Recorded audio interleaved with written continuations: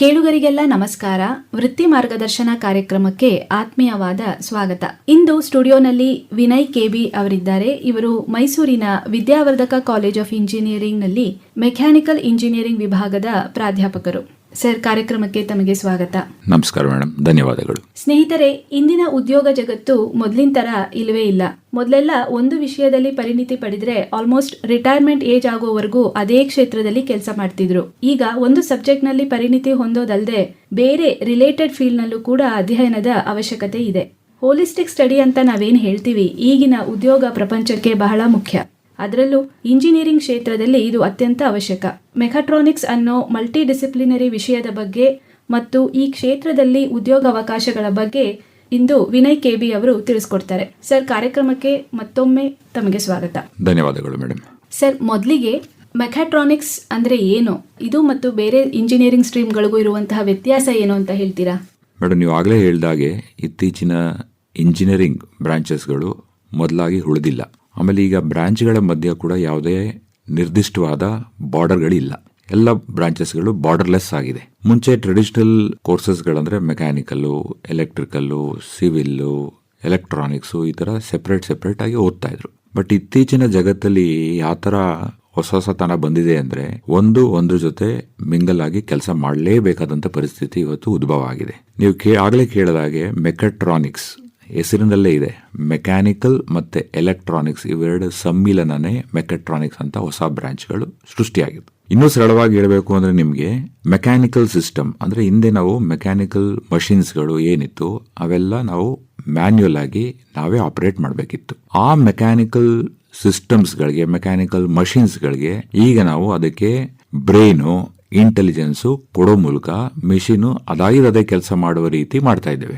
ಅದನ್ನ ಮೆಕಾಟ್ರಾನಿಕ್ಸ್ ಅಂತ ಕರಿತೇವೆ. ಅಂದ್ರೆ ಮೆಕ್ಯಾನಿಕಲ್ ಸಿಸ್ಟಮ್ಸ್ಗೆ ಬ್ರೈನು ಮತ್ತೆ ಇಂಟೆಲಿಜೆನ್ಸ್ ಸಿಸ್ಟಮ್ ನ ಅಳವಡಿಸದೆ ಮೆಕಾಟ್ರಾನಿಕ್ಸ್ ಸಿಸ್ಟಮ್ ಅಂತ ಕರಿಬಹುದು. ಈ ಇಂಟೆಲಿಜೆನ್ಸ್ ಬಿಹೇವಿಯರ್ ನಾವು ಏನಕ್ಕೆ ಕೊಡಬೇಕು ಅಂದ್ರೆ, ನಿಮ್ ಸರಳವಾಗಿ ಹೇಳಬೇಕು ಅಂದ್ರೆ, ಮುಂಚೆ ನಾವು ಒಂದು ಫ್ಯಾನ್ ಆನ್ ಮಾಡಬೇಕು ಅಂದ್ರೆ ಎದ್ದೋಗಿ ಸ್ವಿಚ್ ಹಾಕ್ಬೇಕಿತ್ತು. ಸ್ಪೀಡ್ ವೇರಿಯೇಷನ್ ಮಾಡಬೇಕು ಅಂದ್ರೆ ಹೋಗಿ ರೆಗ್ಯುಲೇಟರ್ನ ಮ್ಯಾನ್ಯುಯಲ್ ನಾವು ತಿರುಗಿಸಬೇಕಿತ್ತು. ಬಟ್ ಇವತ್ತು ಏನಾಗಿದೆ, ನಾವು ಕೂತಿದ್ದ ಜಾಗದಲ್ಲೇ ಸ್ವಿಚ್ ಆನ್ ಮಾಡಬಹುದು, ಕೂತಿದ್ದ ಜಾಗದಲ್ಲೇ ಒಂದು ಫ್ಯಾನ್ ನ ಸ್ಪೀಡ್ ನ ವೇರಿಯೇಷನ್ ಮಾಡಬಹುದು. ಅದೇ ಸಾಧ್ಯವಾಗಿದೆ ರಿಮೋಟ್ ಮೂಲಕ. ಅದೇ ರೀತಿ ಎನಿ ಮಿಷಿನ್ಸ್ ಗಳು ನಾವು ಮುಂಚೆ ಯೂಸ್ ಮಾಡ್ತಾ ಇದ್ದಿರ್ಬೋದು, ಪ್ರತಿಯೊಂದನ್ನು ಮ್ಯಾನ್ಯುಯಲ್ ಆಗಿ ಹೋಗಿ ಆಪರೇಟ್ ಮಾಡಬೇಕಿತ್ತು. ಒಂದು ರಿಪೀಟೆಡ್ ಆಗಿ ಅದೇ ಕೆಲಸಗಳನ್ನ ಮಾಡಬೇಕಿತ್ತು. ಸೊ ಅದು ತ್ರಾಸು ಆಗ್ತಿತ್ತು. ಆಮೇಲೆ ನಮಗೆ ಅದೇ ಕೆಲಸನ ಮತ್ತೆ ಮಾಡ್ಬೇಕಾದ್ರೆ ಮನುಷ್ಯ ಅದ್ರ ಮೇಲೆ ಆಸಕ್ತಿ ಕಳ್ಕೊತಾ ಇದ್ದ. ಆಮೇಲೆ ನಮಗೆ ಬರಬೇಕಾದಂತ ಪ್ರಾಡಕ್ಟ್ ಆ ಮಿಷಿನ್ಸ್ ಗಳಿಂದ ಬೇಕಾದ ರೀತಿ, ಬೇಕಾದ ಕ್ವಾಲಿಟಿನ ಬರ್ತಿರ್ಲಿಲ್ಲ. ಅದಕ್ಕೆ ಏನ್ ಮಾಡಿದೀವಿ, ಇತ್ತೀಚಿನ ಕಾಲದಲ್ಲಿ ಅದಕ್ಕೆ ಎಲೆಕ್ಟ್ರಾನಿಕ್ಸ್ ತಂತ್ರಜ್ಞಾನನ, ಇಂಟೆಲಿಜೆನ್ಸ್ ತಂತ್ರಜ್ಞಾನನ ಅಳವಡಿಸಿರೋದ್ರಿಂದ ಮಷಿನ್ಗಳ ಮಧ್ಯೆ ಕಮ್ಯುನಿಕೇಟ್ ಮಾಡ್ಕೊಂಡು ಮನುಷ್ಯನ ಏನೂ ಇನ್ವಾಲ್ವ್ಮೆಂಟ್ ಅತಿಯಾಗಿ ಇಲ್ದೇನೆ ಅದೇ ಕಾರ್ಯನಿರ್ವಹಿಸಿ ಮತ್ತೆ ರಿಪೀಟೆಡ್ ಆಗಿ ಅದೇ ಕೆಲಸನ ಅದೇ ಮಾಡ್ಕಂತ ಲೆವೆಲ್ಗೆ ತಂದು ನಿಲ್ಲಿಸಿದೆ ಇವತ್ತು ಜಗತ್ತು. ಸೊ ಅದರಿಂದ mechatronics it's nothing but electronics in mechanical system, so which makes our job much more easier. ಸುಲಭ ಆಗಿದೆ, ಮತ್ತೆ ಮೋರ್ ಅಕ್ಯುರೇಟ್ ಆಗಿದೆ, ಕ್ವಾಲಿಟಿನೂ ಕೂಡ ಬಂದಿದೆ, ಮತ್ತೆ ನಮ್ಮ ಸಮಯ ಕೂಡ ಉಳಿತದೆ. ಅದರಿಂದ ಇದೊಂದು ಮೆಕಾಟ್ರಾನಿಕ್ಸ್ ಅನ್ನೋದು ಒಂದು ಹೊಸ ಬ್ರಾಂಚ್ ಆಗಿ ಆರ್ ಇಂಟರ್ ಡಿಸಿಪ್ಲಿನರಿ ಬ್ರಾಂಚ್ ಆಗಿ ಉದ್ಭವ ಆಗಿದೆ. ಸರ್, ಈಗ ನೀವು ಹೇಳ್ತಾ ಇದ್ರಿ ಮೆಷಿನು ಇನ್ನೊಂದು ಮೆಷಿನ್ ಜೊತೆಗೆ ಸಂಪರ್ಕ ಮಾಡುತ್ತೆ ಅಂತ ಹೇಳಿ, ಇದು IoT ಅಂತ ಹೇಳ್ಬೋದಾ? ಖಂಡಿತ. ಯಾಕಂದ್ರೆ ಈಗ ನಾನು ಆಗ್ಲೇ ಹೇಳಿದಾಗೆ ಇಂಟೆಲಿಜೆನ್ಸ್ ಮತ್ತೆ ಬ್ರೈನ್ ನ ಅಳವಡಿಸ್ತಾ ಇದೀವಿ ಅದಕ್ಕೆ ಮೆಕ್ಯಾನಿಕಲ್ ಸಿಸ್ಟಮ್ಸ್ಗೆ. ಅಂದ್ರೆ ನಾವು ಮುಂಚೆ ಮಷಿನ್ಸ್ ನ ನಾವು ಆಪರೇಟ್ ಮಾಡ್ತಾ ಇದ್ವಿ. ಅದಕ್ಕೆ ಯಾವ್ದು ಸೆನ್ಸ್ ಇರಲಿಲ್ಲ, ಯಾವ್ದು ಕಣ್ಣಿರ್ಲಿಲ್ಲ, ಕಿವಿ ಇರಲಿಲ್ಲ. ಅಂದ್ರೆ ನಮ್ ಜಸ್ಟ್ ಮನುಷ್ಯ ನಮಗೆ ಎಲ್ಲಾ ಸೆನ್ಸರಿ ಆರ್ಗನ್ ಕೊಟ್ಟಿದ್ದಾನೆ ದೇವ್ರು. ನಾವು ನೋಡ್ಬೋದು, ಫೀಲ್ ಮಾಡಬಹುದು, ಕೇಳಿಸ್ಕೋಬಹುದು, ಸೆನ್ಸ್ ಮಾಡಬಹುದು. ಬಟ್ ಮಷಿನ್ಸ್ ಗಳಿಗೆ ಅವೆಲ್ಲ ಗೊತ್ತಿಲ್ಲ. ಅದರಿಂದ ಹಿಂದೆ ಏನ್ ಮಾಡ್ತೀವಿ, ಮನುಷ್ಯ ಅವನಾಗಿದ್ದವನೇ ಸೆನ್ಸ್ ಮಾಡಿ ಯಾವಾಗ ಆಫ್ ಮಾಡಬೇಕು, ಯಾವಾಗ ಆನ್ ಮಾಡಬೇಕು, ಏನ್ ಚೇಂಜ್ ಮಾಡಬೇಕು ಅವೆಲ್ಲ ಮ್ಯಾನ್ಯುಯಲ್ ಆಗೇ ಮಾಡ್ತಿದ್ದ. ಬಟ್ ಈಗ ಏನಾಗ್ತದೆ, ನಮ್ಗೆ ತಂತ್ರಜ್ಞಾನ ಎಷ್ಟು ಮುಂದುವರೆದಿದೆ ಅಂದ್ರೆ ಮನುಷ್ಯನಲ್ಲಿ ಏನೇನ್ ಬೇಕು ಆ ಭಾವನೆಗಳೆಲ್ಲ ಮಿಷಿನ್ ಗಳಿಗೂ ತರುವಂತ ಸಾಮರ್ಥ್ಯಗಳು ಈಗಿನ ಟೆಕ್ನಾಲಜೀಸ್ ಗಳಿದೆ. ಸೊ ಅದಕ್ಕೆ ಬೆಸ್ಟ್ ಎಕ್ಸಾಂಪಲ್ ಅಂದ್ರೆ, ನಾವು ಈಗ ಟೆಂಪರೇಚರ್ ಜಾಸ್ತಿ ಆಯ್ತು ನಮ್ಮ ಬಾಡಿನಲ್ಲಿ ಅಂದ್ರೆ ಆಟೋಮ್ಯಾಟಿಕಲಿ ನಾವೇನ್ ಮಾಡ್ತೀವಿ, ಫ್ಯಾನ್ ಹಾಕೋತೀವಿ. ಚಳಿ ಜಾಸ್ತಿ ಆದ್ರೆ ಒತ್ತಿಗೆ ಹಾಕೋತೀವಿ. ಅದೇ ತರ ಮಿಷಿನ್ ಕೂಡ ಸೆನ್ಸ್ ಸೆನ್ಸ್ ಮಾಡಿ ವರ್ಕ್ ಮಾಡಬೇಕಾಗ್ತದೆ.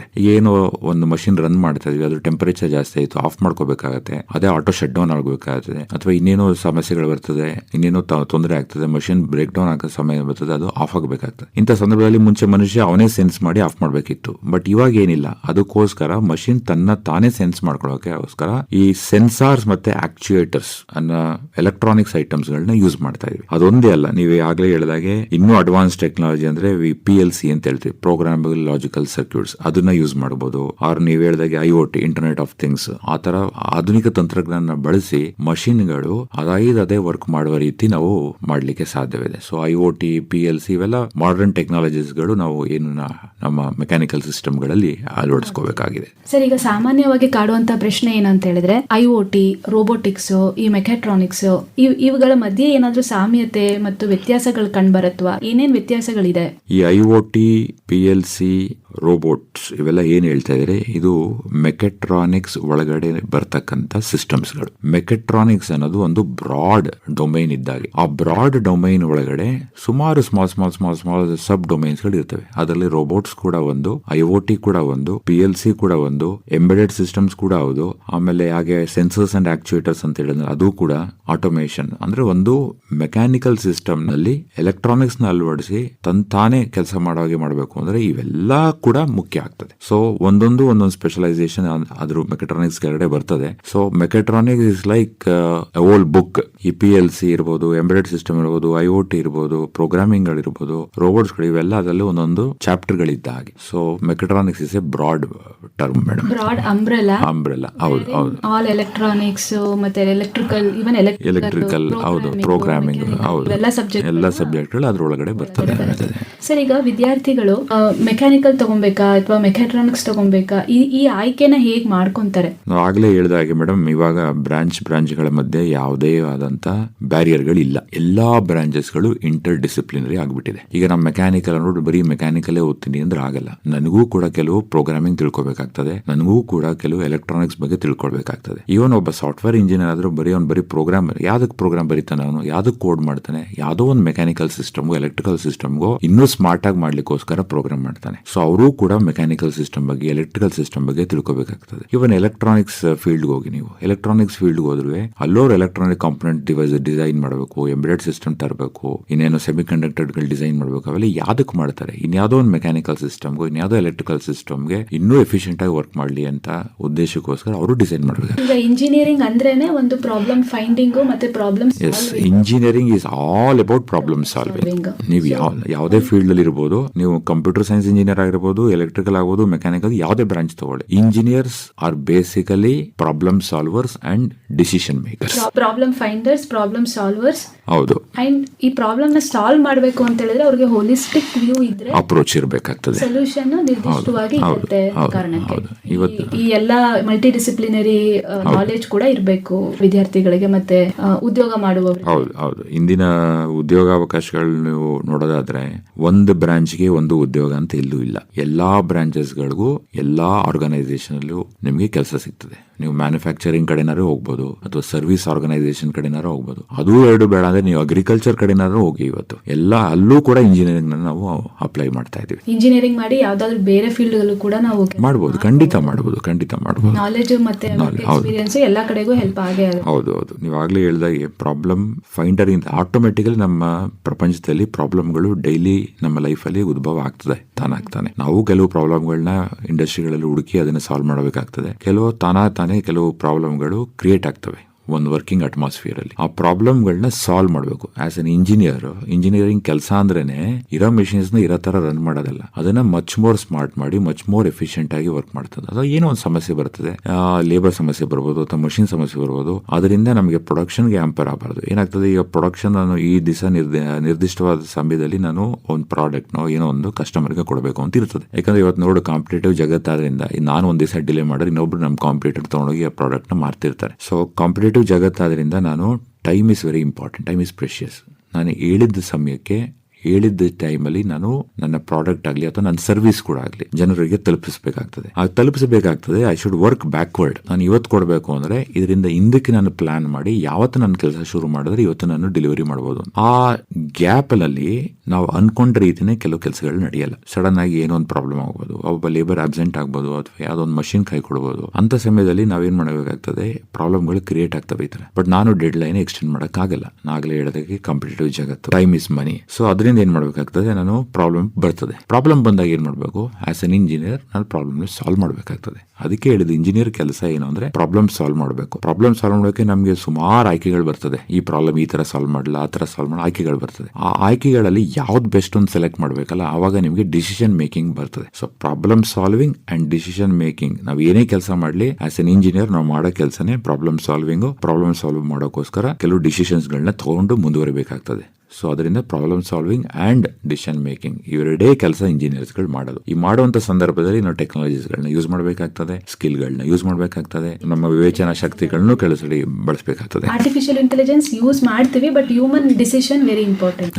ಆರ್ಟಿಫಿಷಿಯಲ್ ಇಂಟೆಲಿಜೆನ್ಸ್ ಅದು ಹೊಸ ಫೀಲ್ಡ್ ಗೆ ಉದ್ಭವ ಆಗ್ತಾ ಇರೋದು. ಏನಾಗ್ತದೆ ಅಂದ್ರೆ, ನನಗೆ ಒಂದು ರಿಪಿಟೇಟಿವ್ ಕೆಲಸ ಕೊಟ್ರೆ ನಾನು ಯೋಚನೆ ಮಾಡ್ತೀನಿ. ನಾ ಯಾವ ರೀತಿ ಯೋಚನೆ ಮಾಡ್ತೇನೆ, ಮನುಷ್ಯ ಯಾವ ರೀತಿ ಯೋಚನೆ ಮಾಡ್ತಾನೆ, ಯಾವ ರೀತಿ ಅವನು ಸ್ಪಂದಿಸ್ತಾನೆ, ಯಾವ ರೀತಿ ಅವನು ಆಕ್ಟ್ ಮಾಡ್ತಾನೆ, ಯಾವ ರೀತಿ ಅವನು ಮುಂದುವರಿಸ್ತಾನೆ ಕೆಲಸನ, ಅದನ್ನೆಲ್ಲ ಸ್ಟಡಿ ಮಾಡಿ ಮನುಷ್ಯ ಯಾವ ರೀತಿ ಯೋಚನೆ ಮಾಡ್ತಾನೆ ಅದೇ ತರ ಮೆಷಿನ್ ಕೈಲಿ ಯೋಚನೆ ಮಾಡಿಸಬಹುದಾ ಅಂತ ಒಂದು ಶಕ್ತಿನ ನಾವು ಹುಟ್ಟಾಕ್ತಾ ಇದ್ವಿ. ಅದನ್ನೇ ಈಗ ಆರ್ಟಿಫಿಷಿಯಲ್ ಇಂಟೆಲಿಜೆನ್ಸ್ ಅಂದ್ರೆ, ನಾವು ನಮಗೆ ನ್ಯಾಚುರಲ್ ಇಂಟೆಲಿಜೆನ್ಸ್ ಇದೆ ಹ್ಯೂಮನ್ ಬೀಯಿಂಗ್. ನಾವು ಕ್ರಿಯೇಟ್ ಮಾಡಿರೋ ಮಷಿನ್ಸ್ ಗಳು ಅವೆಲ್ಲ ನಾವೇ ಕ್ರಿಯೇಟ್ ಮಾಡಿದ್ವು ಆರ್ಟಿಫಿಷಿಯಲ್. ಅದಕ್ಕೆ ನಾವು ಇಂಟೆಲಿಜೆನ್ಸ್ ನ ತುಂಬಬೇಕಾಗ್ತದೆ. ಸೊ ಏನು ಮನುಷ್ಯ ಯಾವ ರೀತಿ ಯೋಚನೆ ಮಾಡ್ತಾನೆ ಅದೇ ರೀತಿ ಮಷಿನ್ ಕೂಡ ಯೋಚನೆ ಮಾಡೋ ರೀತಿ ಮಾಡ್ತಕ್ಕಂಥ ಕೆಲಸವೇ ಆರ್ಟಿಫಿಷಿಯಲ್ ಇಂಟೆಲಿಜೆನ್ಸ್. ಅದಕ್ಕೆ ಏನ್ ಮಾಡೋಕೆ ತುಂಬಾ ಡೇಟಾಗಳು ಬೇಕು. ಒಬ್ಬೊಬ್ಬ ಮನುಷ್ಯ ಒಂಥರ ಯೋಚನೆ ಮಾಡ್ತಾನೆ, ನಾನು ಒಂಥರ ಯೋಚನೆ ಮಾಡ್ತೀನಿ, ಒಂದು ಮಷಿನ್ ಆಪರೇಟ್ ಮಾಡ್ಬೇಕು, ನೀವು ಒಂಥರ ಯೋಚನೆ ಮಾಡ್ತಾರೆ, ಇನ್ನೊಬ್ರು ಮತ್ತೊಂಥರ ಯೋಚನೆ ಮಾಡ್ತಾರೆ. ಬಟ್ ಮೆಷಿನ್ ಯಾವ ತರ ಕೆಲಸ ಮಾಡಬೇಕು, ಅದಕ್ಕೆ ಏನ್ ಮಾಡಿದ್ವಿ, ಈ ಬೇರೆ ಬೇರೆ ಮನುಷ್ಯರುಗಳು ಯಾವ ರೀತಿ ಯೋಚನೆ ಮಾಡ್ತಾರೆ ಅದನ್ನೆಲ್ಲ ಡೇಟಾ ಕಲೆಕ್ಟ್ ಮಾಡಿ ಅದನ್ನ ಫೀಡ್ ಮಾಡಿ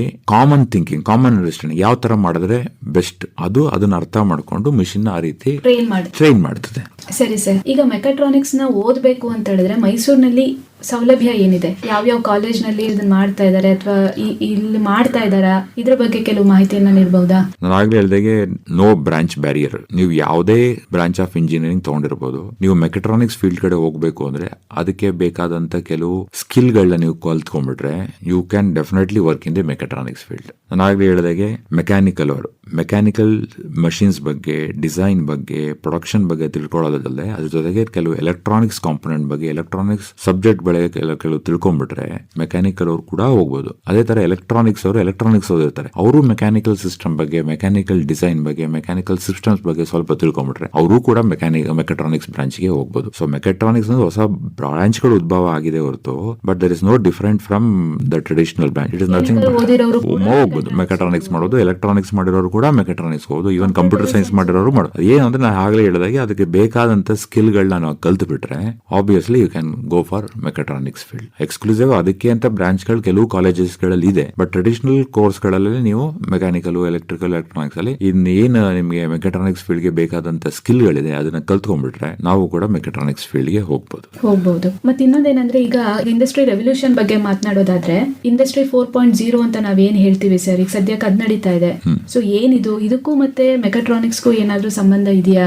ಹೌದು, ಖಂಡಿತ. ಇಂಡಸ್ಟ್ರಿ 4.0 ಅಂದ್ರೆ ನಥಿಂಗ್ ಬಟ್ ಇದು 4ನೇ ರೆವಲ್ಯೂಷನ್ ಅಂತ. ನೀವು ದಶಾವತಾರ ಕೇಳಿದಿರಿ, ಮೊದಲನೇ ಅವತಾರ, 2ನೇ ಅವತಾರ. ಇದು ಹಂಗೇನೆ ಇಂಡಸ್ಟ್ರಿಗಳಂತ ಶುರು ಆಗಿದ್ದು ಮೊದಲನೇ ಅವತಾರ ಇಂಡಸ್ಟ್ರಿಯಲ್ ರೆವಲ್ಯೂಷನ್ 1. ಅವಾಗ ಮುಂಚೆ ಎಲ್ಲ ಕಾಟೇಜ್ ಇಂಡಸ್ಟ್ರಿ ಅಂತ ಕೈಗಾರಿಕೆಗಳು ನಡೀತಿತ್ತು, ಅಂದ್ರೆ ಎಲ್ಲ ಮ್ಯಾನ್ಯಲ್ ಮಾಡ್ತಂತ. ಹೋಗ್ತಾ ಕಂಪ್ಯೂಟರ್ಸ್ ಬಂತು, ಆಮೇಲೆ ಎಲೆಕ್ಟ್ರಾನಿಕ್ಸ್ ಬಂತು, ಹಂಗೆ ಒಂದು ರೆವಲ್ಯೂಷನ್ ಒಂದೊಂದು ಬೇರೆ ಬೇರೆ ಅವತಾರಗಳು ಇದೆ. ಇವಾಗ ನಾವು ಅಟ್ ಪ್ರೆಸೆಂಟ್ ನಮ್ಮ ಪ್ರಪಂಚದಲ್ಲಿ ನಡೀತಾ ಇರೋದು ಇಂಡಸ್ಟ್ರಿಗಳದ್ದು 4ನೇ ಅವತಾರ. ಅದಕ್ಕೆ ಅದನ್ನ ಇಂಡಸ್ಟ್ರಿ 4.0 ಅಂತಾರೆ. ನಾನು ಆಗ್ಲೇ ಹೇಳಿದೆ ಎಲ್ಲ ಮ್ಯಾನ್ಯುಯಲ್ ವರ್ಕ್ ಇತ್ತು, ಅದನ್ನೆಲ್ಲ ಮೋರ್ ಸ್ಮಾರ್ಟ್ ವರ್ಕ್ ಆಗಿ ಕನ್ವರ್ಟ್ ಮಾಡ್ಲಿಕ್ಕೆ ಏನ್ ಮಾಡ್ತಾ ಇದೀವಿ ನಾವು, ಎಲ್ಲ electronics, sensing system, embedded systems ಅದನ್ನೆಲ್ಲ ಮ್ಯಾನ್ಯುಯಲ್ ವರ್ಕ್ಗೆ ಅಳವಡಿಸ್ಕೋತಾ ಇದೀವಿ. ಸೊ ಆ ಅಳವಡಿಕೆನೆ ನಮ್ನ ಇಂಡಸ್ಟ್ರಿಯಲ್ ರೆವಲ್ಯೂಷನ್ 4ನೇದು, ಅಂದ್ರೆ 4ನೇ ಅವತಾರ ಅಂತ ಕರೀಬಹುದು. So that is the reason we call this as industrial revolution, where human supervision, manual inspection, separate machines ಗಳು ಅವೆಲ್ಲ ಹೋಗ್ತಾ ಇದೆ, ಮಾಯ ಆಗ್ತಾ ಇದೆ. ಪ್ರತಿಯೊಂದಕ್ಕೂ ಮನುಷ್ಯ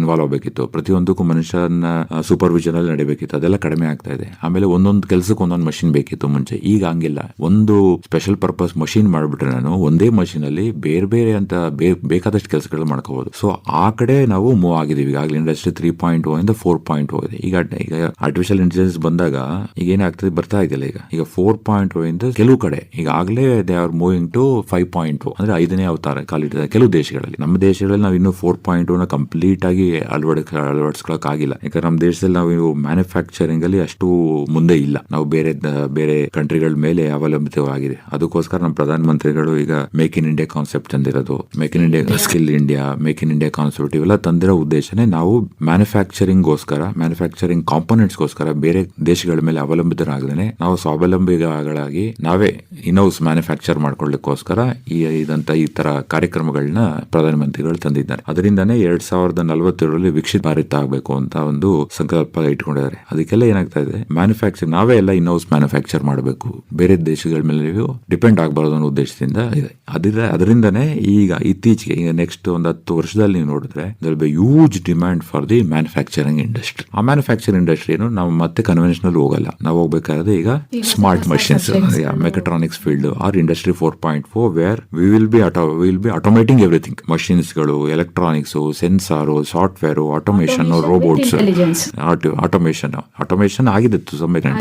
ಅದಕ್ಕೆ ನಾವು ಇಂಟೆಲಿಜೆನ್ಸ್ ಸಿಸ್ಟಮ್ ಗಳನ್ನ ಅಳವಡಿಸಿಕೊಂಡು, ಇದೆಲ್ಲ ಉದ್ದೇಶ ಒಂದೇನೆ, ಒಂದು ಕ್ವಾಲಿಟಿ, ಎರಡನೇದು ಟೈಮ್. ಕಾಂಪಿಟೇಷನ್ ಇರೋದ್ರಿಂದ ಟೈಮ್ ಇಸ್ ಮನಿ, ನೀವು ಆಗಲೇ ಹೇಳಿದಾಗೆ. ಸೊ ಜನ ದುಡ್ಡು ಕೊಡ್ಲಿಕ್ಕೆ ಹಿಂದೆ ಮುಂದೆ ನೋಡಲ್ಲ, ಬಟ್ ಕ್ವಾಲಿಟಿ ನಲ್ಲಿ ನಾವು ಯಾವತ್ತೇ ಕೂಡ ಕಾಂಪ್ರಮೈಸ್ ಆಗಬಾರ್ದು. ಸೊ ಕ್ವಾಲಿಟಿ ಪ್ರಾಡಕ್ಟ್ ನೀವು ಹೈಯರ್ ಕಾಸ್ಟ್ ಕೊಟ್ಟರು ಜನ ತಗೋತಾರೆ, ಕ್ವಾಲಿಟಿ ಇಲ್ಲದ ಪ್ರಾಡಕ್ಟ್ ನೀವು ಲೋವರ್ ಕಾಸ್ಟ್ ಕೊಟ್ರೆ ಯಾರು ಕೂಡ ತಗೊಳ್ಳಲ್ಲ. ಸೊ ಕ್ವಾಲಿಟಿನೂ ಮುಖ್ಯ ಆಗ್ತದೆ, ಟೈಮು ಮುಖ್ಯ ಆಗ್ತದೆ. ಸೊ ಯಾವಾಗ ನಾವು ಮಷಿನ್ಸ್ಗೆ ಈ smart intelligence system, smart systems ಇವೆಲ್ಲ ಅಳವಡಿಸ್ಕೋತೀವಿ, ನಮ್ಮ ಟೈಮು ಉಳಿತದೆ, ಕ್ವಾಲಿಟಿನೂ ಬರ್ತದೆ. ಅದರಿಂದ ನಾವು ಇಂಡಸ್ಟ್ರಿ 4.0 ನ ಅಳವಡಿಸ್ಕೊಳ್ತಾ ಇದ್ದೀವಿ ಇತ್ತೀಚೆಗೆ. ಸರ್, ಈಗ ಶಾಲಾ ದಿನಗಳಲ್ಲೇನೆ ಮಕ್ಕಳು, ವಿದ್ಯಾರ್ಥಿಗಳು ಈ ಇಂಡಸ್ಟ್ರಿ 4.0 ಮತ್ತೆ ಇನ್ನು ಮುಂದಿನ ಇಂಡಸ್ಟ್ರಿ ರೆವಲ್ಯೂಷನ್ಗೆ ಅಡಾಪ್ಟ್ ಆಗಬೇಕು ಅಂತಂದ್ರೆ ಏನೆಲ್ಲ ಸ್ಕಿಲ್ಸ್ ಗಳು ಬೇಕು, ಹೇಗೆ ಇವರು ರೆಡಿ ಆಗಬೇಕು ಅಂತ ನಿಮ್ಮ ಸಲಹೆ ಏನು ಸರ್? ಮೇಡಮ್, ಈಗ ನಾವು ಇತ್ತೀಚಿನ ಮಕ್ಕಳಿಗೆ ಹುಡ್ತಾನೆ ಸ್ಮಾರ್ಟ್ ಫೋನ್ ಇಟ್ಕೊಂಡು ಹುಡ್ತಾರೆ. ಬಟ್ ನಾವೆಲ್ಲ ಸ್ಮಾರ್ಟ್ ಫೋನ್ಗಳೇ ನೋಡಿರ್ಲಿಲ್ಲ, ನಾವೆಲ್ಲ ಲ್ಯಾಂಡ್ ಲೈನ್ ನೋಡ್ಕೊಂಡು ಬಂದಂತ ಜನ. ನೀವು ಲ್ಯಾಂಡ್ ಲೈನ್ ಅಲ್ಲಿ ಏನ್ ಮಾಡ್ತೀರಿ, ಒಬ್ರು ನಂಬರ್ ಮಾಡ್ಬೇಕು ಅಂದ್ರೆ ಡಯಲ್ ಮಾಡಕ್ಕೆ ಟೈಮ್ ತಗೋತಾ ಇತ್ತು. ನೀವು ರಿಪೀಟೆಡ್ ಆಗಿ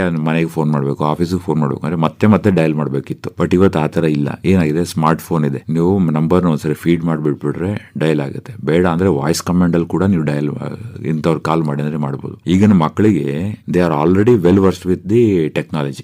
ಯೂಸ್ ಮಾಡ್ತಾ ಇದಾರೆ.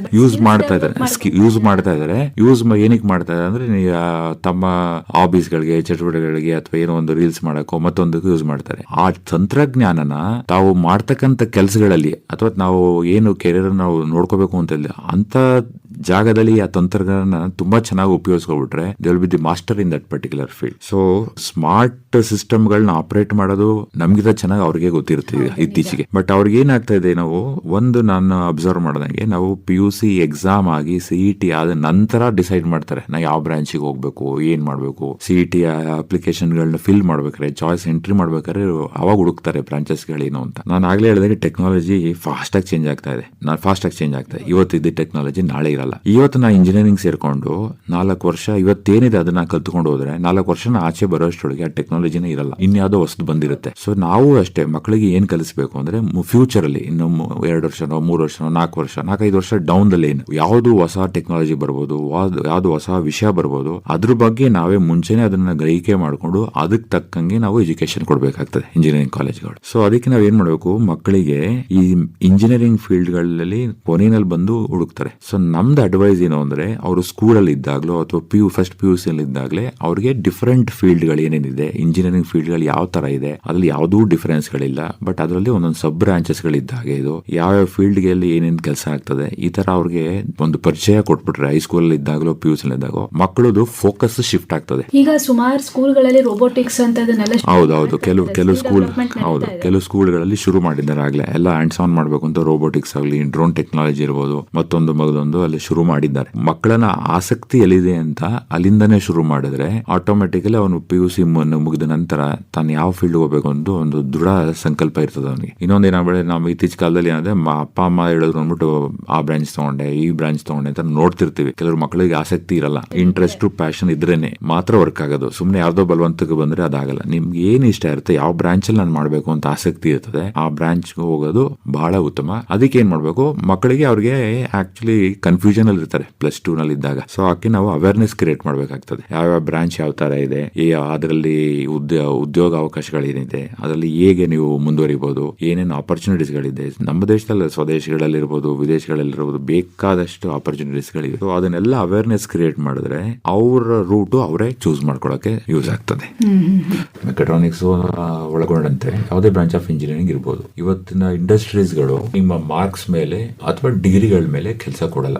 ಇವತ್ತಿನ ಇಂಡಸ್ಟ್ರಿಗೆ ಏನ್ ಬೇಕು, ಒಬ್ಬ ಪ್ರಾಬ್ಲಮ್ ಸಾಲ್ವರ್ ಬೇಕು, ಮಷಿನ್ಸ್ ಗಳನ್ನ ಹ್ಯಾಂಡಲ್ ಮಾಡೋನ್ ಬೇಕು, ಪ್ರೋಗ್ರಾಮ್ ಮಾಡೋಂತವ್ನ್ ಬೇಕು, ಆಮೇಲೆ ಒಂದು ಟೀಮ್ ಅಲ್ಲಿ ವರ್ಕ್ ಮಾಡೋಂತ ಕೇಪಬಿಲಿಟಿ ಇರಬೇಕು, ಮತ್ತೆ ಹೊಸದು ಏನ್ ಬರುತ್ತೆ ಅದಕ್ಕೆ ಅಡಾಪ್ಟ್ ಆಗೋಂತ ಕೇಪಬಿಲಿಟಿ ನಿಮ್ಮಲ್ಲಿ ಇರಬೇಕು. ಇದನ್ನ ನೋಡ್ತಾರೆ ಇಂಡಸ್ಟ್ರಿ. ಬರೀ ಥಿಯರಿ ಓದ್ಕೊಂಡು ಹೋಗ್ಬಿಟ್ರೆ ನಾವು ಕೆಲಸ ಮಾಡ್ಲಿಕ್ಕೆ ಆಗಲ್ಲ ಇವತ್ತಿನ ಇಂಡಸ್ಟ್ರಿಗಳಲ್ಲಿ. ಬಿಕಾಸ್ ಟೆಕ್ನಾಲಜಿ ಚೇಂಜ್ ಆಗ್ತಾ ಇದೆ, ಸ್ಮಾರ್ಟ್ ಸಿಸ್ಟಮ್ಸ್ ಗಳು ಬರ್ತಾ ಇದೆ. ಅದಕ್ಕೆ ತಕ್ಕಂಗೆ ನಾನು ನನ್ನ ಸ್ಕಿಲ್ ಗಳನ್ನ ಎನ್ಹಾನ್ಸ್ ಮಾಡ್ಕೊಂಡು ಅಪ್ಗ್ರೇಡ್ ಮಾಡ್ಕೊಂಡು ಮಾಡಬೇಕು. ಅದನ್ನ ಇವತ್ತಿನ ಇಂಡಸ್ಟ್ರೀಸ್ ಗಳು ನೋಡ್ತಾರೆ. ನೀವು ಮೆಕ್ಯಾಟ್ರಾನಿಕ್ಸ್ ಫೀಲ್ಡ್ ಗೆ ಬೇಕು ಅಂದ್ರೆ ನಾನು ಹೇಳಿದ್ನಲ್ಲ, ಒಂದು ಟೆಕ್ನಿಕಲ್ ಸ್ಕಿಲ್, ಪ್ರಾಕ್ಟಿಕಲ್ ಸ್ಕಿಲ್. ಆ ಪ್ರಾಕ್ಟಿಕಲ್ ಸ್ಕಿಲ್ ಅಲ್ಲಿ ಒಂದು ಟೆಕ್ನಿಕಲ್ ಸ್ಕಿಲ್ ಬೇಕು. ಟೆಕ್ನಿಕಲ್ ಸ್ಕಿಲ್ ಅಂದ್ರೆ ನಮಗೆ ಇಂಜಿನಿಯರಿಂಗ್ ಸಂಬಂಧಪಟ್ಟದ. ಫಾರ್ ಎಕ್ಸಾಂಪಲ್ ಮೆಕ್ಯಾಟ್ರಾನಿಕ್ಸ್ ಗೆ ನಮ್ಗೆ ಬೇಕಾಗಿರೋದು CAD ಅಂಡ್ CAM ಅಂತೀವಿ. CAD ಅಂದ್ರೆ computer aided design, computer aided manufacturing. ಮುಂಚೆ ನೀವು ನೋಡಿದಾಗೆ ಡ್ರಾಯಿಂಗ್ ಎಲ್ಲ ನಾವು ಡ್ರಾಫ್ಟರ್ ಯೂಸ್ ಮಾಡ್ಕೊಂಡು ದೊಡ್ಡ ಡ್ರಾಯಿಂಗ್ ಬೋರ್ಡ್ ಇಟ್ಕೊಂಡು ಮ್ಯಾನ್ಯುಯಲ್ ಆಗಿ ಮಾಡ್ತಾ ಇದ್ವಿ. ಇತ್ತೀಚೆಗೆ ಏನಾಗಿದೆ, ಸಾಫ್ಟ್ವೇರ್ ಗಳೆಲ್ಲ ಬಂದ್ಮೇಲೆ ಅದೆಲ್ಲ ಕೆಲಸಗಳು ಸುಲಭ ಆಗಿದೆ. ಅದಕ್ಕೆ ಹೇಳೋದು computer aided drawing or computer aided design ಮಾಡಬೇಕು. ಒಂದು ಕಾಂಪೋನೆಂಟ್ ಡಿಸೈನ್ ಮಾಡಬೇಕು, ಅದೆಲ್ಲ ಡ್ರಾಯಿಂಗ್ ಮಾಡಬೇಕಿತ್ತು ನಾವು. ಸೊ ಅದಕ್ಕೆ ಏನ್ ಮಾಡಿದ್ವಿ, ಈಗ ಸಾಫ್ಟ್ವೇರ್ ಅಳವಡಿಸಿಕೊಂಡು ಕಂಪ್ಯೂಟರ್ ಏಡೆಡ್ ಡಿಸೈನ್ ಆಗಿದೆ. ಆಮೇಲೆ ಮ್ಯಾನುಫ್ಯಾಕ್ಚರಿಂಗ್ ನಾವು ಮುಂಚೆ ಏನ್ ಮಾಡ್ತೀವಿ, ಮ್ಯಾನ್ಯುಯಲ್ ಆಗಿ ಮಾಡ್ತಾ ಇದ್ವಿ. ಈಗ ಕಂಪ್ಯೂಟರ್ ಕೂಡ ಅದನ್ನ ಅಳವಡಿಸಿಕೊಂಡು computer controlled computer aided manufacturing ಆಗಿ ಬಂದಿದೆ. ಸೊ ಅದರಿಂದ ನಿಮಗೆ ಡಿಸೈನು, ಕಂಪ್ಯೂಟರ್ ಏಡೆಡ್ ಡಿಸೈನು ಮತ್ತೆ ಕಂಪ್ಯೂಟರ್ ಏಡೆಡ್ ಮ್ಯಾನುಫ್ಯಾಕ್ಚರಿಂಗ್ ಸ್ಕಿಲ್ ಬೇಕಾಗ್ತದೆ. ಎಸ್ಪೆಷಲಿ ನೀವು ಮೆಕ್ಯಾಟ್ರಾನಿಕ್ಸ್ ಫೀಲ್ಡ್ ಅಥವಾ ಮೆಕ್ಯಾನಿಕಲ್ ಫೀಲ್ಡ್ ಅಲ್ಲೂ ನಾವು ವರ್ಕ್ ಮಾಡಬೇಕು ಅಂತ. ಅದಕ್ಕೋಸ್ಕರ ನಾವು ಡ್ರಾಯಿಂಗ್ಗೋಸ್ಕರ, ಡಿಸೈನ್ಗೋಸ್ಕರ, ಮ್ಯಾನುಫ್ಯಾಕ್ಚರಿಂಗ್ಗೋಸ್ಕರ ಸುಮಾರು ಸಾಫ್ಟ್ವೇರ್ ಅಲ್ಲಿ ಇದೆ. ಲೈಕ್ ಸಾಲಿಡ್ ವರ್ಕ್ಸ್ ಅಂತ ಇದೆ, ಆಟೋ ಕ್ಯಾಡ್ಗಳಿದೆ, ಕ್ಯಾಟಿಯಾ, ಬೇಕಾದಷ್ಟು ಕಂಪನಿಗಳ ಸಾಫ್ಟ್ವೇರ್ ಇದೆ. ಅದನ್ನು ಯೂಸ್ ಮಾಡ್ಕೊಂಡು ಮಾಡಬಹುದು. ಅದೊಂದು ಸ್ಕಿಲ್ ಬೇಕು. ಅದಲ್ಲದೆ PLC ಪ್ರೋಗ್ರಾಮಿಂಗ್ ಲಾಜಿಕ್. ಯಾಕಂದ್ರೆ ನಾವು ಮಿಷಿನ್ ಮತ್ತೆ ನಮ್ಮ ಇದನ್ನ ಮಿಷಿನ್ ಜೊತೆ ನಾವು ಅಳವಡಿಸ್ಕೋಬೇಕು ಅಂದ್ರೆ ಕನ್ವರ್ಟ್ ಮಾಡಬೇಕು. ಅಂದ್ರೆ ಮಿಷಿನ್ ಲ್ಯಾಂಗ್ವೇಜ್ ಕನ್ವರ್ಟ್ ಮಾಡಬೇಕು. ನಮ್ಮ ಹೈ ಲೆವೆಲ್ ಲ್ಯಾಂಗ್ವೇಜ್ ನ ಮಿಷಿನ್ ಲೆವೆಲ್ ಲ್ಯಾಂಗ್ವೇಜ್ ಕನ್ವರ್ಟ್. ಈ ಇಂಟಿಗ್ರೇಷನ್ಗೋಸ್ಕರ ಪ್ರೋಗ್ರಾಮಿಂಗ್ ಗಳು ಬೇಕಾಗ್ತದೆ. ಅದ್ರ ಜೊತೆಗೆ ಎಂಬೆಡೆಡ್ ಸಿಸ್ಟಮ್ ಬಗ್ಗೆ ತಿಳ್ಕೋಬೇಕಾಗ್ತದೆ. ಅದ್ರ ಬಗ್ಗೆ ಟ್ರೈನಿಂಗ್ ಬೇಕಾಗ್ತದೆ. ಸೆನ್ಸರ್ಸ್ ಅಂಡ್ ಆಕ್ಚುಯೇಟರ್ಸ್ ಆಗ್ಲೇ ಹೇಳಿದೆ, ಸೆನ್ಸ್ ಮಾಡಿ ಅದಕ್ಕೆ ತಕ್ಕಂಗೆ ಆಕ್ಟ್ ಮಾಡಕ್ ಹೋಗಿ ಸೆನ್ಸರ್ಸ್ ಬಗ್ಗೆ ಮತ್ತೆ ಆಕ್ಚುಯೇಟರ್ಸ್ ಬಗ್ಗೆ ತಿಳ್ಕೋಬೇಕಾಗ್ತದೆ. ಪ್ರೋಗ್ರಾಮಿಂಗ್ ಸ್ಕಿಲ್ ಅಪಾರ್ಟ್ ಫ್ರಮ್ ನಮ್ಮ ಮೆಕ್ಯಾನಿಕಲ್ ರಿಲೇಟೆಡ್ ಸಾಫ್ಟ್ವೇರ್ ಅಲ್ಲದೆ ನಿಮಗೆ Python programming, C programming, mat lab ಇಂಥದ್ದು ಕೆಲವು ಕಡೆ. ಇದೆಲ್ಲದ ಜೊತೆಗೆ ಟೆಕ್ನಿಕಲ್ ಸ್ಕಿಲ್ಗೆ ಇನ್ನೊಂದು ಮುಖ್ಯ ಏನು ಒಬ್ಬ ಉದ್ಯೋಗಿಗೆ ಅಂದ್ರೆ ಸಾಫ್ಟ್ ಸ್ಕಿಲ್. ಇವತ್ತಿನ ನಮ್ಮ ಯೂತ್ಗಳಲ್ಲಿ ನಾವು ಮಿಸ್ ನೋಡ್ತಾ ಇರೋದು ಅಂದ್ರೆ ಕಾಣದೇ ಇರತಕ್ಕದ್ದು ಅಂದ್ರೆ ಸಾಫ್ಟ್ ಸ್ಕಿಲ್. ಏನು ಸಾಫ್ಟ್ ಸ್ಕಿಲ್ ಅಂದ್ರೆ ಕಮ್ಯುನಿಕೇಶನ್. ಈಗ ಎಲ್ಲರೂ ಮೊಬೈಲ್ ಒಳಗೆ ಮುಳುಗೋಗಿದ್ದಾರೆ. ಒಬ್ರ ಜೊತೆ ಒಬ್ರು ಮಾತಾಡೋದೇ ಇಲ್ಲ. ಇಂಟರ್ಪರ್ಸನಲ್ ಸ್ಕಿಲ್ಸ್ ಇಲ್ಲ. ಪಕ್ಕ ಕೂತಿದ್ರು ಮೊಬೈಲ್ ಇಟ್ಕೊಂಡು ಮಾತಾ ಕೂತಿರ್ತಾರೆ. ಒಂದು ಊಟಕ್ಕೆ ಕೂತಿದ್ರು ಪಕ್ಕದಲ್ಲಿ ಮೊಬೈಲ್ ಇಟ್ಕೊಂಡು ಕೂತಿರ್ತಾರೆ. ಸೊ ಮನುಷ್ಯನ ಮಧ್ಯೆ ಒಂದು ಕಾನ್ವರ್ಸೇಷನ್ ಅಲ್ಲಿ ಕಮ್ಯುನಿಕೇಶನ್ ಕಡಿಮೆ ಆಗ್ತದೆ ಇತ್ತೀಚಿನ ಜನಗಳಲ್ಲಿ. ಅದರಿಂದ ನೀವು ಒಂದು ಕಂಪನಿ ಒಳಗೆ ವರ್ಕ್ ಮಾಡಬೇಕು ಅಂದ್ರೆ ಕಮ್ಯುನಿಕೇಟ್ ಮಾಡದೇನೆ, ಪ್ರಾಬ್ಲಮ್ ಏನು ಅಂತ ತಿಳ್ಕೊಳ್ದೇನೆ, ನಿಮ್ಮ ಐಡಿಯಾನ ಬೇರೆಯವರು ಕೊಡದೇನೆ, ಅವ್ರ ಐಡಿಯಾ ಏನು ಅಂತ ನೀವು ತಗೊಳ್ದೇನೆ ವರ್ಕ್ ಮಾಡ್ಲಿಕ್ಕೆ ಸಾಧ್ಯ ಇಲ್ಲ. So soft skill is more important. Technical skill ಹೇಳ್ಕೊಡ್ತಾರೆ, ಕಲ್ತ್ಕೋತೀವಿ, ಮಾಡ್ತೀವಿ. ಅದ್ರ ಜೊತೆಗೆ most important thing is soft skill. So communication skill ಇರಬೇಕು, ಆಮೇಲೆ ಲೀಡರ್ಶಿಪ್ ಸ್ಕಿಲ್ ಇರಬೇಕು. ಆಮೇಲೆ ನಾವೆಲ್ಲ ಒಬ್ಬೊಬ್ಬರೇ ಆಗ್ಬಿಟ್ಟು ಇತ್ತೀಚಿನ ದಿನಗಳಲ್ಲಿ ಟೀಮ್ ಅಲ್ಲಿ ಹೇಗೆ ವರ್ಕ್ ಮಾಡಬೇಕು, 4 ಜನ ಜೊತೆಲಿ ಕೆಲಸ ಮಾಡಿ ಅಂತ ಒಂದು ಪ್ರಾಜೆಕ್ಟ್ ಮಾಡಿ ಅಂತ ಬಿಟ್ರೆ ಅಲ್ಲಿ ಒಬ್ಬರೊಬ್ರು ಕೋಆರ್ಡಿನೇಷನ್ ಬರ್ತಿಲ್ಲ ಇತ್ತೀಚಿನ ಜನಗಳಲ್ಲಿ, ಇತ್ತೀಚಿನ ಯೂತ್ಗಳಲ್ಲಿ. ಬೇಕಾದ್ರೆ ಎಲ್ಲರೂ ಒಬ್ಬೊಬ್ಬರು ಇದು ಅಲೂಫ್ ಆಗ್ಬಿಟ್ಟಿದ್ದಾರೆ. 4 ಜನ ಜೊತೆ ಬೆತ್ಕೊಂಡು ಹೇಗೆ ಕೆಲಸ ಮಾಡಬೇಕು, ಹೇಗೆ ಕೆಲಸ ಹಂಚ್ಕೊಂಡು ಮಾಡಬೇಕು ಗೊತ್ತಿಲ್ಲ. ಸೊ ಟೀಮ್ ವರ್ಕು ಇಂಪಾರ್ಟೆಂಟ್ ಆಗ್ತದೆ. ಸುಮಾರು ಜನ ಕೆಲಸ ಮಾಡ್ತಾರೆ, ಬಟ್ ಅದನ್ನ ಹೇಗೆ ಪ್ರೆಸೆಂಟ್ ಮಾಡಬೇಕು ಅನ್ನೋದು ಗೊತ್ತಿರಲ್ಲ. ಸೊ ಅದಕ್ಕೋಸ್ಕರ ಪ್ರೆಸೆಂಟೇಷನ್ ಸ್ಕಿಲ್ ಬೇಕಾಗ್ತದೆ.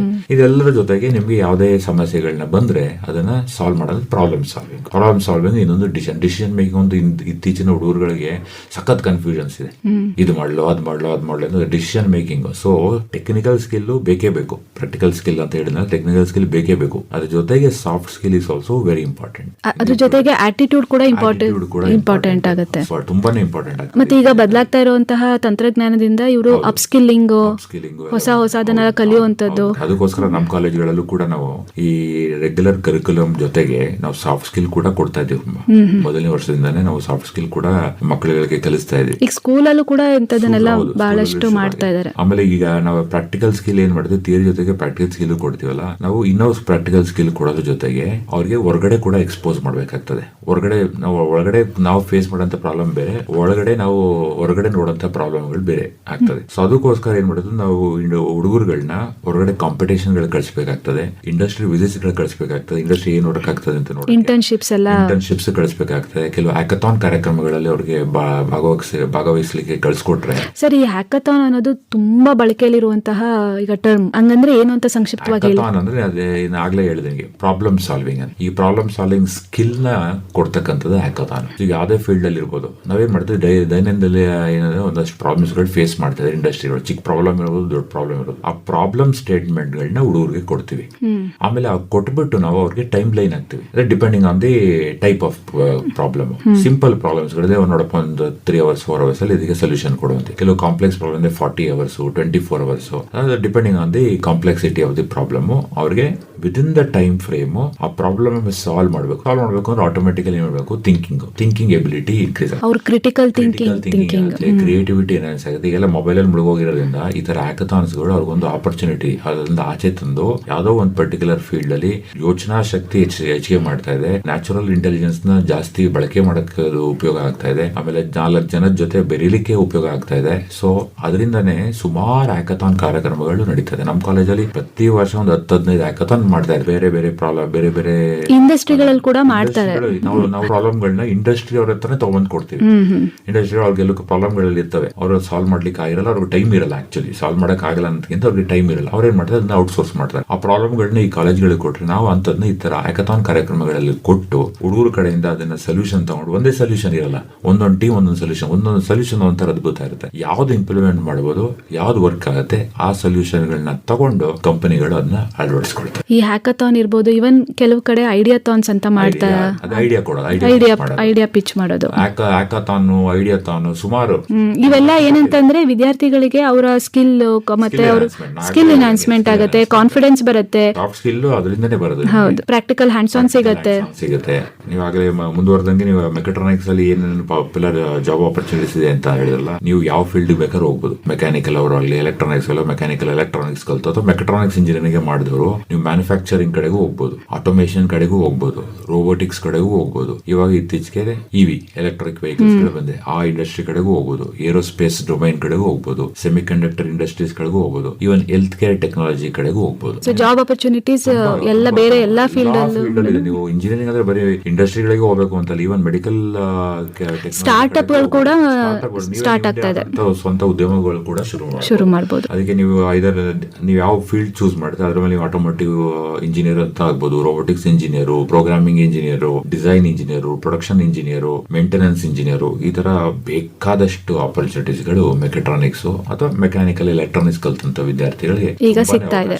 ಈ ಜಾಬ್ ಆಪರ್ಚುನಿಟೀಸ್ ಗಳು ಬೇರೆ ಬೇರೆ ಎಲ್ಲಾ ಸೆಕ್ಟರ್ಸ್ ಗಳಲ್ಲಿ ಹೇಗೆ ಸ್ಕ್ಯಾಟರ್ ಆಗಿದೆ ಅಂತ ಹೇಳ್ತಿದ್ರೆ, ನೀವು ಪ್ರೈವೇಟ್ ಪಬ್ಲಿಕ್ ಅನ್ನೋದಿದೆ ಎಲ್ಲ ಇನ್ ಜನರಲ್ ಎಲ್ಲಾ ಸೆಕ್ಟರ್ ಗಳಲ್ಲೂ, ಪ್ರೈವೇಟ್ ಆಗಿರ್ಬೋದು, ಪಬ್ಲಿಕ್ ಅಲ್ಲಿ ಇರ್ಬೋದು, ತುಂಬಾ ಆಪರ್ಚುನಿಟಿ. ಬಟ್ ಪಬ್ಲಿಕ್ ಅಲ್ಲಿ ಏನಾಗ್ತದೆ, ಅಷ್ಟು ಫಾಸ್ಟ್ ಆಗಿ ಟೆಕ್ನಾಲಜಿ ಚೇಂಜ್ ಆಗ್ತಾ ಇಲ್ಲ. ಪ್ರೈವೇಟ್ ಅವರು ಇನ್ವೆಸ್ಟ್ ಮಾಡಿ ಬೇಗ ಟೆಕ್ನಾಲಜಿ ಅಡಾಪ್ಟ್ ಆಗ್ತಾರೆ. ಸೊ ಪ್ರೈವೇಟ್ ಸೆಕ್ಟರ್ ಅಲ್ಲಿ ನಿಮಗೆ ತುಂಬಾ ಜಾಬ್ ಆಪರ್ಚುನಿಟೀಸ್ ಗಳಿದೆ. ಎಸ್ಪೆಷಲಿ ಈ ತರ ಇಂಟರ್ ಡಿಸಿಪ್ಲಿನರಿ ಫೀಲ್ಡ್ ಗಳಲ್ಲಿ ಬಹಳಷ್ಟು ಮಲ್ಟಿನ್ಯಾಷನಲ್ ಕಂಪನೀಸ್ ಗಳಲ್ಲಿ ತುಂಬಾ ಆಪರ್ಚುನಿಟೀಸ್ ಇದೆ ಇದರಲ್ಲಿ. ಸರ್, ಕೊನೆಯದಾಗಿ ಮೆಕ್ಯಾಟ್ರಾನಿಕ್ಸ್ ಓದಬೇಕು ಅಥವಾ ಎಲೆಕ್ಟ್ರಾನಿಕ್ಸ್ ತಗೊಬೇಕು, ಮೆಕ್ಯಾನಿಕಲ್ ಇಂಜಿನಿಯರಿಂಗ್ ತಗೊಬೇಕು, ಈ ರೀತಿಯಾದಂತಹ ಕನ್ಫ್ಯೂಷನ್ಸ್ ಗಳಿದ್ದ ವಿದ್ಯಾರ್ಥಿಗಳಿಗೆ ನಿಮ್ಮ ಸಲಹೆ ಏನ್ ಸರ್? ಫೈನಲ್ ಇನ್ಸ್ಪಿರೇಷನಲ್ ಮೆಸೇಜ್ ಈ ವಿದ್ಯಾರ್ಥಿಗಳಿಗೆ ಏನು ಅಂದ್ರೆ, ನೀವು ಕಾಲೇಜಿಂದ ಆಚೆ ಬರಬೇಕಾದ್ರೆ ಫ್ಯೂಚರ್ ರೆಡಿ ಇಂಜಿನಿಯರ್ಸ್ ಆಗಿ ಬರಬೇಕಾಗ್ತದೆ. ಅಂದ್ರೆ future industries they will not depend only on the machine, they will depend on intelligence system. So ಆ ಇಂಟೆಲಿಜೆನ್ಸ್ ಸಿಸ್ಟಮ್ ಬಗ್ಗೆ ತಿಳ್ಕೊಂಡು ಆಚೆ ಬನ್ನಿ ಅಂತ. ತುಂಬಾ ಸಂತೋಷ ಸರ್. ಇಲ್ಲಿವರೆಗೂ ಮೆಕ್ಯಾಟ್ರಾನಿಕ್ಸ್ ಮತ್ತು ಈ ಕ್ಷೇತ್ರದಲ್ಲಿನ ಉದ್ಯೋಗಾವಕಾಶಗಳ ಬಗ್ಗೆ ಬಹಳ ಚೆನ್ನಾಗಿ ಮಾಹಿತಿಯನ್ನ ಕೊಟ್ರಿ. ನಿಮಗೆ ನಮ್ಮ ನಿಲಯದ ಪರವಾಗಿ ಮತ್ತು